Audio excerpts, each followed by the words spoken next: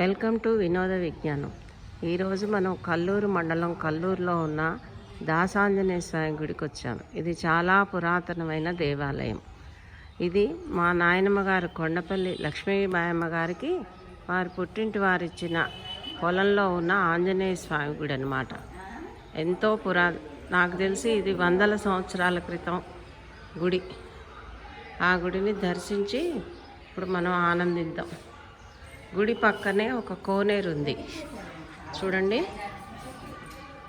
ఈ కోనేరులో నీళ్ళు మోటార్ పెట్టి చుట్టూ 10 ఎకరాల పొలం ఉంది. ఆ పొలానికి నీరు అందించేవాళ్ళు అనమాట.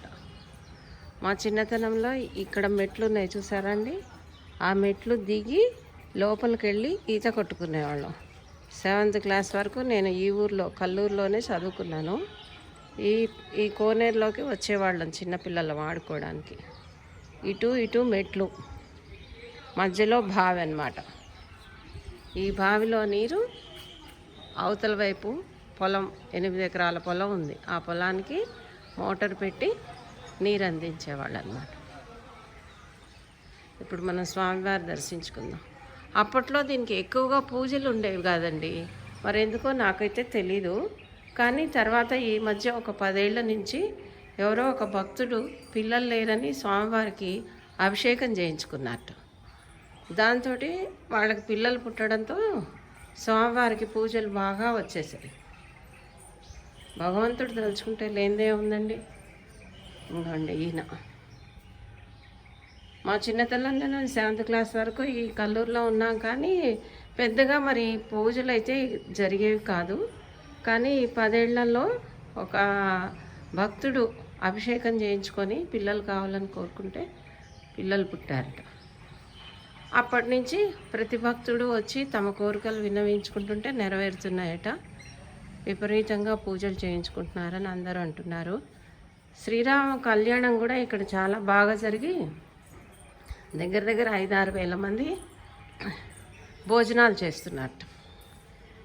ఇది వెనకాలంతా పొలం, దగ్గర 8-10 ఎకరాల పొలం. ఆ పొలం మధ్యలో స్వామివారు ఉన్నారు. మా చిన్నప్పుడు మేము ఇదంతా మంచిగా ఆడుకున్న ప్రదేశం. ఈ పక్కనే ఒక మండపం అన్నమాట. ఇది కూడా అప్పుడు మా చిన్నతనం నుంచి ఉన్న మండపమే. పురాతన కట్టడాలు కాబట్టి మనకి చూడటానికి కూడా ఎంతో బాగున్నాయండి. ఇప్పుడు సీతారామ కళ్యాణము, మంగళవారం పూజలు ఇక్కడ చాలా విశేషంగా జరుగుతున్నాయట.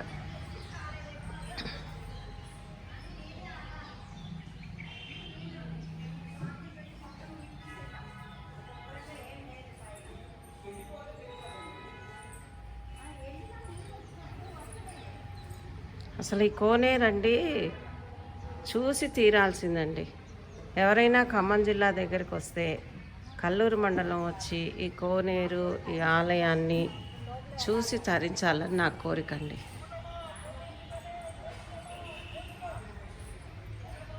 స్వామి, నువ్వు ఆ వీడియో చూసే వాళ్ళందరినీ కరుణించి చల్లగా చూడాలని కోరుకుంటున్నాను.